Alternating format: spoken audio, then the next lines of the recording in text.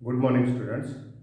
आज हम हिंदी के अंदर लेसन नंबर 20 जिसका नाम है धरती की शान, जिसके कवि श्री हैं पंडित भरत व्यास, जिन्होंने ये काव्य लिखा है।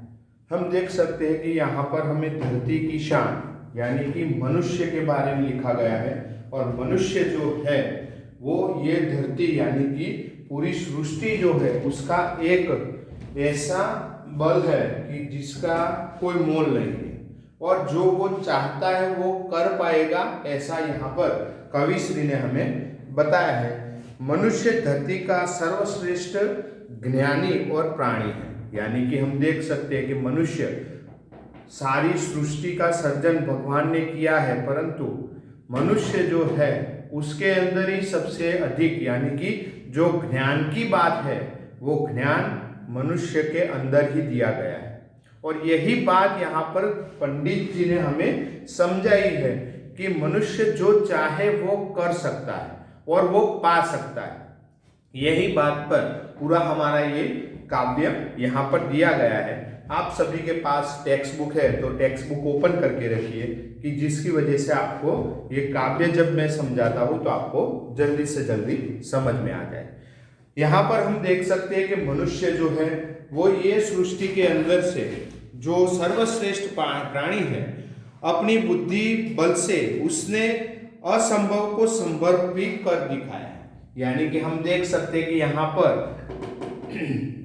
कवि हमें ये बताना चाहते हैं कि मनुष्य ही ऐसा बुद्धि बल वाला प्राणी है जिसने अपने कार्य से जो असंभव है उसको संभव करके दिखा दिया है। यानी कि उसने नदियों के मोड़ को मोड़ दिया है, पर्वतों की शिखरों को उसने सर कर लिया है। ऐसी ही बात हम देख सकते हैं कि मनुष्य ऐसा बलवान प्राणी है कि जो वो करना चाहे वो करके दिखा सकता है। जल, थल और नभ तीनों में ही उसने अनोखी उपलब्धियां प्राप्त की है। यानी कि जल, थल और नभ। जल यानी कि पानी के अंदर, थल यानी कि जमीन के ऊपर, धरती के ऊपर, और नभ यानी कि आकाश के अंदर। तो हमने तीनों के तीनों जो कुदरत के दिए गए जो तीनों के तीनों स्थल है वहां पर हमने अपनी हुकूमत चलाई है, ऐसा कविश्री यहाँ पर पंडित भरत व्यास हमें कहते हैं। प्रस्तुत कविता में कवि ने प्रत्येक भारतवासी को धरती की शान बताकर उसका अभिवादन किया है। यानी कि हम देख सकते हैं कि हमने भारतवासी है और धरती की शान जो है वो हमारे हाथों में है, ये बताते हुए कविश्री ने ये पूरा काव्य हमारे सामने रखा है। इसलिए हमें अपने भारत देश के लिए कुछ ना कुछ करते रहना चाहिए, और हमें अपने लिए और हमारे जो भी मनुष्य है उनके लिए कुछ ना कुछ नया परिवर्तन, नई उपलब्धियां लेकर आना, यही कविश्री ने हमें बताया है। अब हम जो टेक्स्ट बुक में दी गई पंक्तियां है उसके बारे में समझेंगे। तो पर्वत और नदियों सब मनुष्य के वश में है।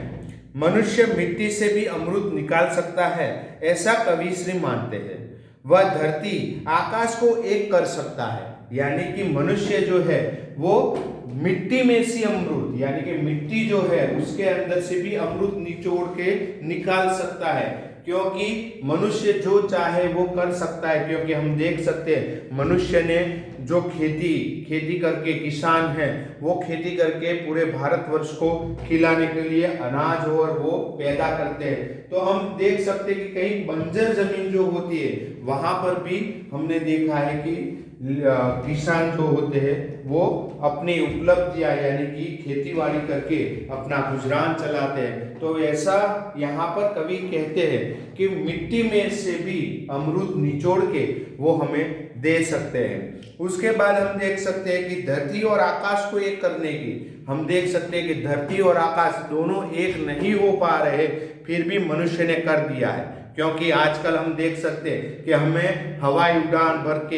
एक देश से दूसरे देश जल्द कुछ ही मिनटों में, कुछ ही घंटों के अंदर पहुंच जाते हैं। और हम देख सकते हैं धरती के रास्ते से जाओ तो बहुत देर लग सकती है, परंतु यहाँ पर मनुष्य ने अपनी ऐसी विज्ञान की उपलब्धियां कर दी है कि मनुष्य कुछ ही देर के अंदर वहां से यहाँ, यहाँ से वहां पर जा सकता है। इसी वजह से कवि कहते हैं कि धरती और आकाश दोनों मनुष्य ने एक कर दिया है। मनुष्य पृथ्वी का लाल है मनुष्य पृथ्वी का लाल है, उसकी छाती में महाकाल बैठा हुआ है। यानी कि मनुष्य जो है वो पृथ्वी का लाल यानी कि पुत्र है। ये मनुष्य जो है वो पृथ्वी का लाल है और लाल के छाती में महाकाल यानी कि भगवान शिव जो है वो विराजमान है, वैसा कहते हैं। साक्षात हिमालय जैसा उसका मस्तक है, यानी कि मनुष्य का जो मस्तक है उसे यहाँ पर क्या बताया गया है, ये महाकाल हिमालय जो है वो मनुष्य का मस्तक यानी कि बाल है, ऐसा कह सकते। हिमालय गिरी, हिमगिरी यानी कि हिमालय जो है वो मनुष्य का मस्तिष्क यानी कि मस्तिष्क के समान यहाँ पर है। उसकी वाणी में युगों की पुकार है। आवाहन किया है उसने, किसका आवाहन किया है, तो पूरे मनुष्य जाति का आवाहन किया है कि चलो हम साथ मिलकर कुछ ना कुछ करें। उसकी भ्रकुटी में शिव का तांडव, भ्रकुटी यानी कि भ्रमर जो है उसके अंदर शिव का तांडव, यानी कि हम देख सकते हैं कि जब भी शिव जी अपना तांडव करते हैं तो वो विनाश की ओर चला जाता है, यानी कि भूकंप आने लगता है। ऐसे ही भ्रकुटी यानी कि भ्रमर यानी कि भ्रमर जो है वो भ्रमर के अंदर ही शिव का तांडव, यानी कि वो जैसे भी कुछ भी करना चाहे तो वो कर सकता है। मनुष्य कुछ सामान्य प्राणी नहीं है, उसके हाथों में इतनी ताकत यानी कि इतनी शक्ति दी है भगवान ने कि वो चाहे वो कर सकता है और वो चाहे उसे जो भी है उपलब्धियां वो प्राप्त कर सकता है। मनुष्य की शक्ति की कोई सीमा नहीं है, उसमें धरती के समान धीरज रखने की शक्ति है। धरती के समान क्या रख सकता है, धीरज रख सकता है। तो अग्नि के जैसे वो बल भी सकता है, यानी कि अग्नि जैसे, अग्नि यानी कि हम देख सकते हैं कि अग्नि जो है जैसे ज्वाला बन सकते हैं। धरती सा धीर गंभीर भी हो सकता है, वो शांति से वहां से चल सकता है। और जब उसे आग के रूप में यानी कि जल्दी से जल्दी तेजी से कोई काम करना हो तो भी कर सकता है। यानी कि मनुष्य जो है अपनी शक्तियों के बारे में नहीं जानता, वो ठान लेता है कि मुझे ये काम करना है तो अवश्य ही वो उसके अंदर सफल होता है। ये कवि ने हमें इसलिए बताया है कि कुछ लोग ऐसा समझते हैं कि हम कुछ नहीं कर पा रहे, परंतु आप सभी लोग यानी कि सबके अंदर कुछ ना कुछ कुदरत ने ऐसी शक्तियां दी गई है जिसकी वजह से आप जो भी सफल यानी कि आप जो भी करना चाहते हो वो आसानी से कर सकते हो। ये काव्य का उद्देश्य यही है कि मनुष्य जो ठान लेता है वो करके भी दिखा सकता है और उसकी जो शक्ति है वो उसके भीतर रही हुई है, यानी कि उसकी छाती के अंदर, उसके मन के अंदर। हम भी कोई काम ऐसा ठान ले कि आज मुझे ये काम करना ही है, यानी आज या कल मुझे कोई भी काम पूरा करना ही है, तो आप कर सकते हो। परंतु उसके लिए आपको अपने ऊपर दृढ़ निश्चय होना चाहिए कि मैं ये काम आसानी से कर सकता हूँ। परंतु जब भी कोई व्यक्ति ये मान लेता है और अपनी हार मान लेता है तो कभी भी वो काम नहीं कर पाएगा। ऐसा यहाँ पर कवि हमें बता रहे हैं कि आप धरती की शान हो तो आपको जो भी काम करना है वो अवश्य ही अपनी अंदरूनी शक्ति जो है उससे कर पाओगे। उसके बाद देखो, वह पापों को बढ़ाने से रोक सकता है और पशुता को जीत सकता है। पशुता यानी कि हम देख सकते हैं दुष्टता यानी कि पशुता। मनुष्य जो पाप करने वाले हैं उनका भी नाश कर सकता है और पशुता यानी कि जो दुष्ट व्यक्ति है उनका भी नाश कर सकता है। हमारा इतिहास गवाह है कि हमारे जो भी प्राचीन साहित्य ग्रंथ जो भी है उसको रीड करोगे तो आपको मालूम होगा कि रावण जैसे, रावण यानी कि जिसका भी अहंकार, अपने ऊपर अहंकार आ जाता है, तो वैसे अहंकारी व्यक्ति को भी मारने के लिए भगवान ने स्वयं अवतार लिया था। तो वैसे ही आप मनुष्य है, तो आपके ऊपर आपको श्रद्धा हो तो आप कोई भी काम आसानी से कर सकते हो। ये बात हमें यहाँ पर ये काव्य के अंदर बताई गई है। वह आकाश से भी ऊंचा उड़कर दिखा सकता है, वह काल को भी रोक सकता है। यानी कि हम देख सकते हैं कि मनुष्य अपने जीवन के अंदर कुछ ठान ले तो वो आकाश के अंदर उड़ सकता है, और वो ठान ले कि मुझे ये करना है तो वो काल को भी यानी कि समय को भी रोक सकता है कि ये आगे नहीं होना चाहिए। हमें हमारे ऊपर जो श्रद्धा है, हमारे ऊपर हमारे अंदर रही हुई जो ताकत है, वो ताकत को यहाँ पर कवि सिर्फ बाहर निकालने के लिए बोलते हैं कि मनुष्य जो करना चाहता है वो अवश्य ही कर पाता है। अब हम हमारी काव्य पंक्ति जो है उसको रीड करेंगे और समझेंगे। भारत की ये शान, हे भारत माता की तू संतान है, तू इस धरती का गौरव है, तू तूफानों को भी अपनी मुट्ठी में बंद करके शक्ति से रख सकता है। हे मनुष्य, सचमुच तू बहुत ही महान है, तू बहुत ही शक्तिशाली है। यानी कि पहली 3 पंक्ति है, उसके अंदर उसका भावार्थ हम देख सकते हैं कि तू धरती का शान यानी कि धरती का गौरव है, तू कहीं से भी कुछ भी प्राप्त कर सकता है, तू धरती का गौरव है, तू तूफान को अपनी मुट्ठी में, तूफान यानी कि जो बाढ़ आती है वो बाढ़ों को भी तू अपने मुट्ठी में, प्रलय बाढ़ जो आती है वो मुट्ठी में तू कर सकता है और उसको रोक सकता है, ऐसा कवि श्री बोलते हैं। मनुष्य सचमुच तू बहुत ही महान है, तू शक्तिशाली है। यानी कि मनुष्य तू बहुत ही महान है, तू बहुत ही शक्तिशाली है, तू अपने आप से सोचे और तो ही ये सारे काम तेरे लिए तुच्छ और एक जरा सा भी तू अपना बल लगा दे तो ये काम कर सकता है, ऐसा यहाँ पर बताया गया है। नेक्स्ट उसके बाद में देखो, हे मनुष्य, तू चाहे तो पर्वतों को फोड़ सकता है।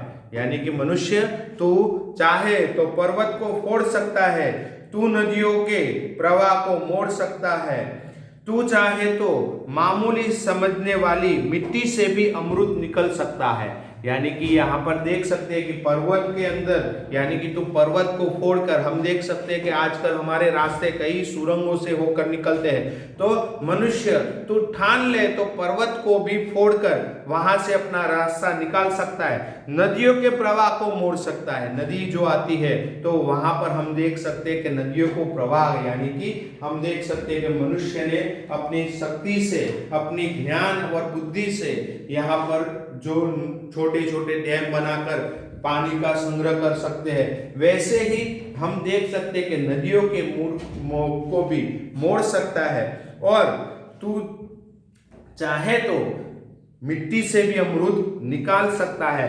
ऐसी शक्ति मनुष्य तेरे अंदर है। तू धरती को आकाश से जोड़ भी सकता है। हे मनुष्य, तेरे प्राणों को अमर रहने का वरदान मिला है, तेरी आत्मा में स्वयं भगवान रहते, इसलिए तुझे मरने का भी भय नहीं है।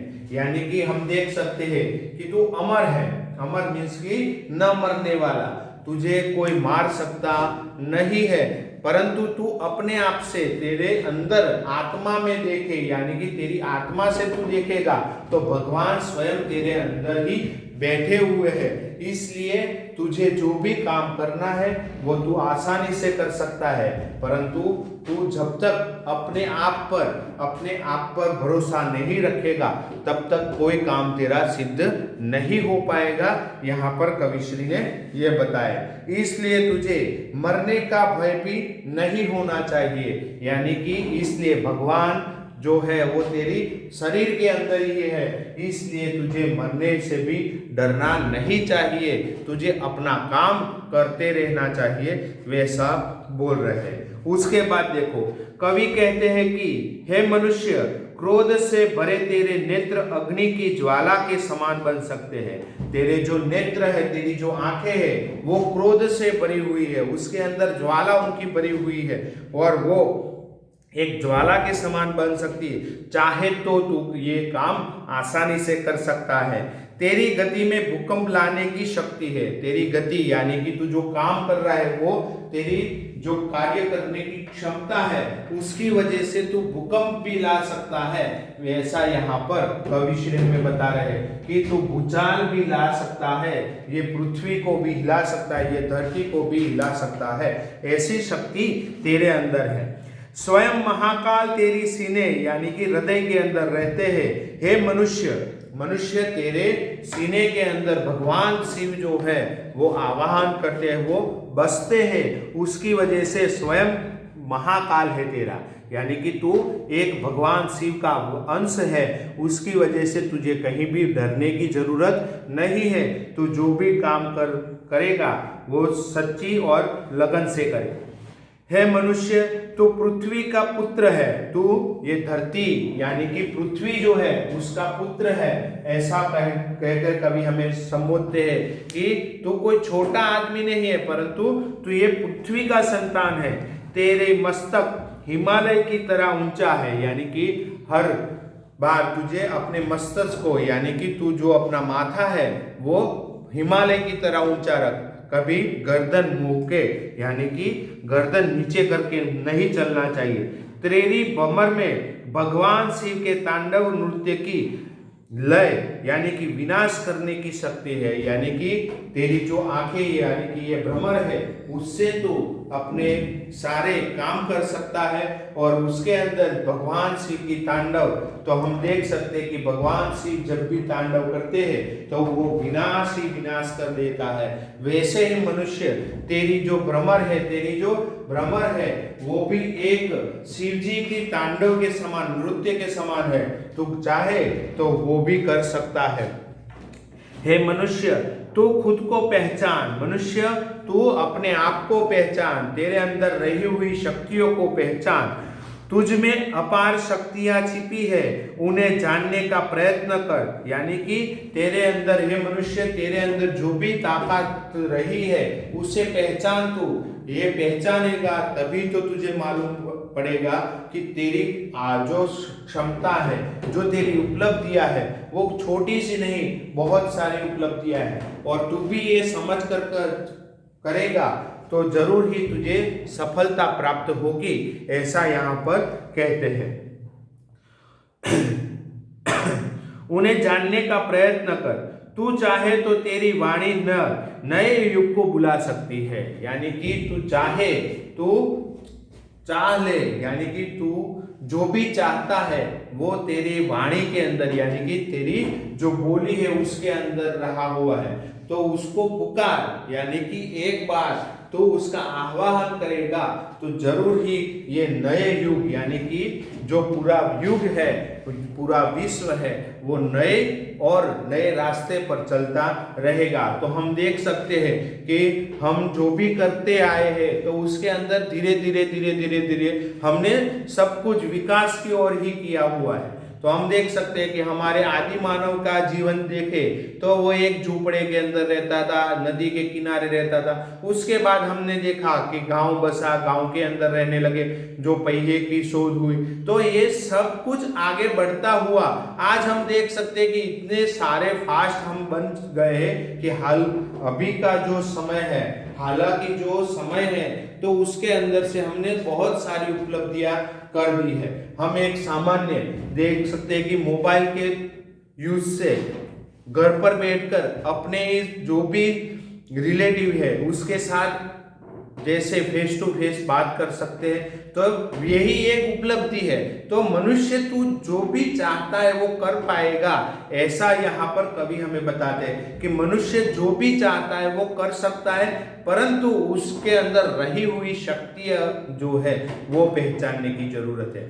यहाँ पर हम देख सकते हैं कि हमारे जो क्लास के अंदर सभी बच्चे हैं तो सभी के जो मार्किंग आते हैं, सभी के एक जैसे मार्क्स आते हैं, तो एक जैसे नहीं आते, किसी के कम आते हैं, किसी के ज्यादा है। तो हम देख सकते हैं कि उसके अंदर क्या है, तो वो अपनी शक्तियों का उपयोग नहीं कर पा रहे, वो कहीं ना कहीं और कहीं जगह, यानी कि हम देख सकते हैं कि कुछ बच्चे अपने डांस की कला के अंदर, कोई खेल कूद के अंदर, कोई साइंस के अंदर, तो सभी के अंदर कुछ ना कुछ दिया गया है कुदरत ने, यानी कि भगवान ने हमें कुछ ना कुछ दिया है, और वही जो है वो हमारी उपलब्धियां, यानी कि वही हमारी उपलब्धियां बन सकती है।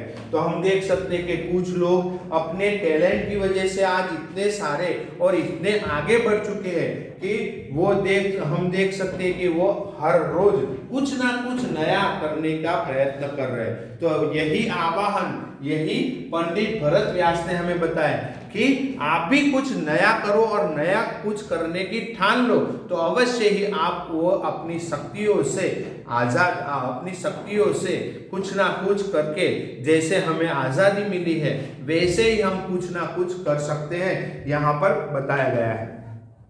हे मनुष्य, तुझ में धरती के समान धीरज रखने की शक्ति है।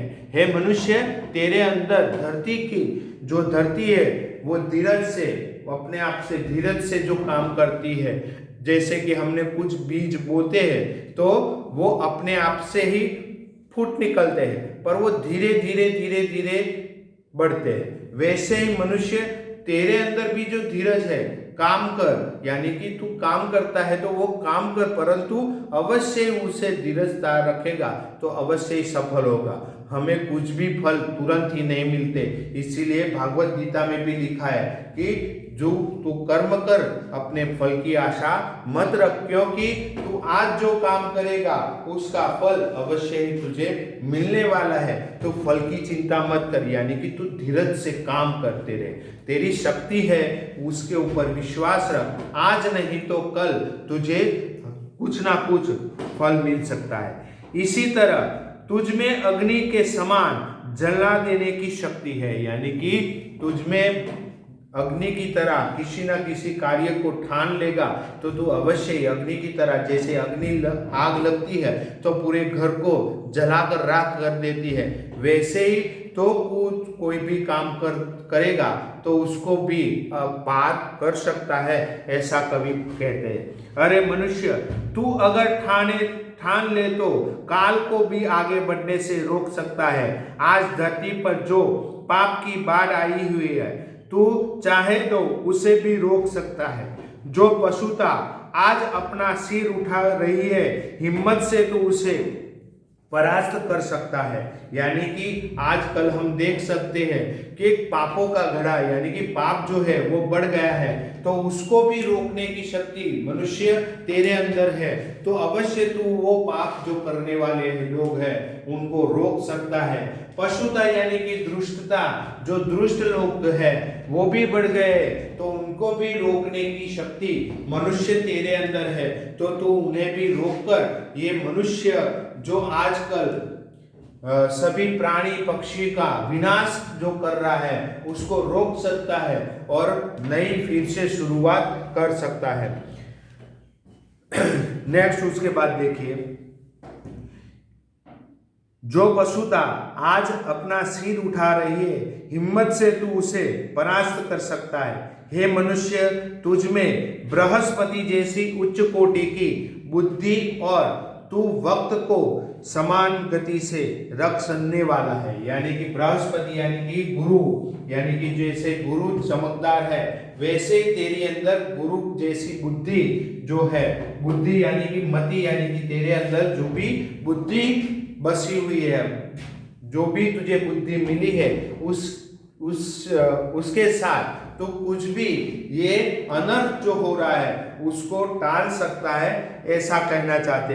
तो उच्च कोटि की बुद्धि तुझ में बृहस्पति जैसी उच्च कोटि की बुद्धि है और तू वक्त के समान गति रखने वाला है। यानी कि तू वक्त, जैसे ही हम देख सकते कि घड़ी अपना काम हर रोज करती रहती है, जैसे बंद नहीं होती, वो अपने जो भी समय के दौरान 24 आवर्स चलती रहती है, 24 घंटों चलती रहती, वैसे ही तू अपने समान गति से एक वक्त जैसे चलता रहता है वैसे तू भी चलकर अपनी जो भी सफलताएं है, उपलब्धियां है वो प्राप्त कर सकता है।